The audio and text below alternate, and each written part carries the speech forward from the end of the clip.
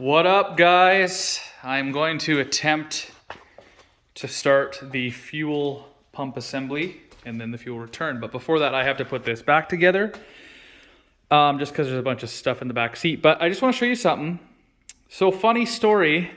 You all know that I've known this car for like 10 years. I actually worked for Future Shop when the owner, Josh, came in and bought everything from me. Now, I obviously don't remember the specifics. I'm not necessarily tooting my own horn. It even may be the installer. Mateus from Future Shop was an awesome installer. And so this is either him or me or whatever, making sure that, you know, this setup is nice. So we have a monoblock JL amp, looks like a 600 RMS for the 2W0s. And then we also have a JL audio amp for the speakers. I was coming in here thinking I was going to have to reconnect this power wire, but it is a distribution block down there. And it is Stinger, so it's definitely a brand that Future Shop stocked. So maybe I sold it to him, maybe I didn't, but the stereo in here is pretty good. So and I'm happy to see a distribution block down there. That way I can just disconnect this and call it a day. There's not going to be nothing coming out of there, so that's really awesome. I'm super happy. But it's just a funny story that I basically orchestrated the audio setup in here with Josh. Yeah, it's just funny. But this big lug is going to go back in here somehow, and I'm going to have to bolt it down somewhere. So it's looking like it's going to be maybe that hole there and then some, because this has to attach to it, which is kind of unfortunate until I find a better solution. So yeah, that's where I'm at with this. I'm gonna get this done and then do the fuel pump underneath the driver's side back seat. So box is in, and before you say a thing, yes, it's crooked. I am well aware. For now it's in and it's not moving anywhere, and that was my goal. I really don't care if these face upside down. As long as they work and they're not arcing against each other, I'm totally cool. I want to get this car rolling. As you can see, I'm not putting the interior back in just yet. I got the bottom piece, not the carpet. I want to feel this out. I want to test it out. And I want to make sure that my Snow Performance meth injection container is not leaking. So the way you see it, it's the way it's going to be until it's driving and I can start working on other things besides fuel delivery and working out any engine kinks. But I'm happy. This is progress, man. I'm super stoked. So let's move on to the fuel pump. So I know I said I was cleaning out the trunk so I could put stuff that was in here in the trunk. I ended up putting the stuff in the back right there. As you know, at least it's one other thing done. This had to get done. I had to mount this box so it wouldn't move and remount this so it wouldn't leak, which it's not, and that be done and over with. So good, I'm happy. But the reason I'm not putting everything back is because I want to see how it works back here the way it is, and then I'll reattach everything, clean it up, reattach it. And we're almost, I don't even think I've been back here yet since the car arrived. So I'm just cleaning it out here and finding some room, which there definitely is room now. And I don't know how to take these seats off, so I got to figure that out. Once I do that, I'll show you guys the pump. It's on that side. All right, it's out. It was actually not that difficult. You just have to pull up on these. It's much like the Supras. And then that pops out and you just pull. So yeah, I'm gonna go and take that cover off right there where the fuel pump is. And definitely clean this up after. All right, so there she is. Looks like she's held in with a bunch of rusty screws. So needless to say, I'm gonna go grab my compressed air, and try to spray all this off before I take it out so nothing goes in the tank. All right, that looks a lot better, eh? Not bad, not bad. Now I'm gonna try to get these out with a screwdriver, see how easy they are to come out. Let's hope. All right, guys, so it's ready to pop out. I can already smell the fuel like mad. Those bolts weren't too bad with an 8mm ratchet. This yellow plug is imperative you don't lose it. I just worked my way, I worked its way out with a small pick and a flathead screwdriver against this. And then I used the pick just to spread those arms a bit. So I'm now going to put the feed line into my glove and zip tie it. That way no debris gets in and out, and then pull this sucker out with that last bolt there. There it is tucked away, and I should say last 2 bolts. One there and one there. What's going on, guys? I am taking apart the Aristo fuel pump assembly and replacing the fuel pump. I just got my Walbro 255 in, so I'll be putting that guy in. It's too bad the clips are so similar, but the prongs need to be wider, or the prongs are wider rather, on the Walbro.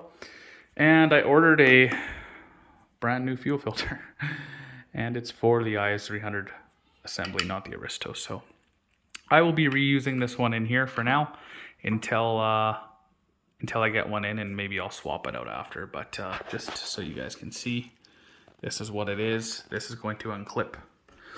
This was just clipped in to here. Very simple. Save all your O-rings. I got one of them at least, and I think it's the one for the fuel pump going into this. You can see the fuel pump into there. There's one more right here. So save all of them. All right, guys, so this is it, all disassembled. It smells like fuel in my office now. So obviously take the sock off and this off, which goes right here. So you can slide it out of this sleeve here, this housing. So what I'm gonna be doing is I'm gonna be replacing the pump and then basically putting everything back in and just making sure all the O-rings are in good shape. And yeah, should be good to go. So this is everything here that came off the old pump here and has to go on the new pump here. So it could all be integrated and fit back into that spot there. Here's the O-ring. That's the new one that I bought. So maybe I'll just leave this one the way it is, because I do plan on getting a proper fuel filter for it. So let's see how this goes back. So one thing I do want to mention to you guys is this plastic piece. This just helps support the O-ring in place so it doesn't pressurize out. It doesn't fit nice on here, as you can see, because it's tapered and it's too close to the housing, this plastic housing. Whereas in this case, the OEM one, it's not tapered. There's a lot more space. So I'm going to improvise. I am going to cut a piece of the hose that came with it, stick it on the bottom, and it'll basically act as the same thing as that plastic clip. So the O-ring can't go anywhere, right? The O-ring's in there right now. It actually works pretty well. So this is the only modification, and then after this, I'll feel a lot safer with the whole system pressurizing and not leaking. So essentially, that's what I'm talking about. I cut this hose because this is obviously fuel safe hose. So when it goes into there, it's just gonna fit a lot nicer. And the O-ring's in there. So I'm gonna get it in there and show you guys. All right, so that's exactly what I was talking about. I ended up using the new O-ring. The old one wasn't that bad. That's the part number there.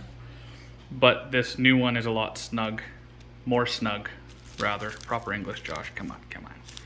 So I'm gonna slide this into the housing and then build it all back together, and we should be good to go. Last thing I'll have to do is connect the connector for the Walbro.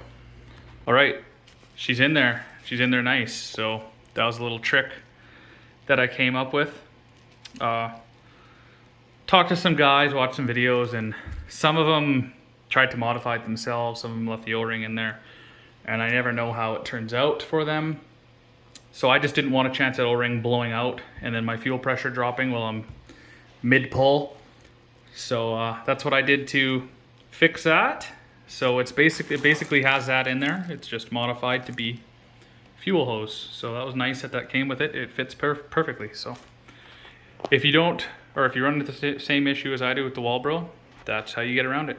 I also fitted the factory fuel sock retainer, just because it went on way easier than this one, and it's sturdy as heck. So it has little tabs too, so if you have to uninstall it, this one's a lot easier to uninstall. It's done. That turned out a lot better than I thought it would a couple hours ago, just because this fuel pump was not going into here very nice, and it's all because of that little plastic clip. But me improvising and using the hose, you can see right there, it's doing essentially the exact same thing, and the taper on that barb is preventing that hose from, you know, being loose. It's really tight against it, so it worked out perfect.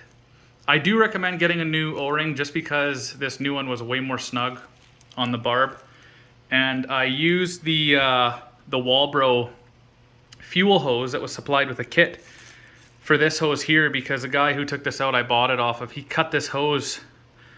So yeah, I just used a new fuel submersible hose that came with the Walbro kit. So everything turned out perfect. Now the only thing that needs to happen is I just need to solder on that new plug for the Walbro. So easy peasy, everything went great. All right guys, so it's been a minute, but I just want to show you what I got going on. Everything is ran. There's the fuel return. That smelly rag out of there. We use different bolts just because the other ones didn't arrive yet, and I wanted to get the Is300 running as soon as possible. So here's the return, here's the fitting down there. This does not clear the cap, so I had to go and buy this Vibrant piece here, which is a low pro right angle -6, so it's going to be a lot shorter and it should clear. I'll leave this in the description for you guys so you can pick one up, but it's going to be a simple install. I'm probably going to leave the red on here just because it's all nice and, you know, perfectly in this adapter here. So I'll just probably screw this one in and hook it up, call it a day, and then another video will be first startup after I check for leaks. So we're gonna go ahead and install that and see how she looks. All right guys, so it's on there and it provided more room, but still not enough. So I'm gonna have to figure this out here on what the heck I'm gonna do, because I am not sure. It's just hitting it too. I don't know what guys do that have this issue, but I'm gonna end the video off here. The fuel system's done. Next step is to pressure test it, plug it in, pressure test it, and then start the car after I assemble it all. So stay tuned for that. But as always, I hope you guys enjoyed the video. If you did, give it a thumbs up and subscribe. If you're doing this same thing, try to find a smaller profile here than what I have.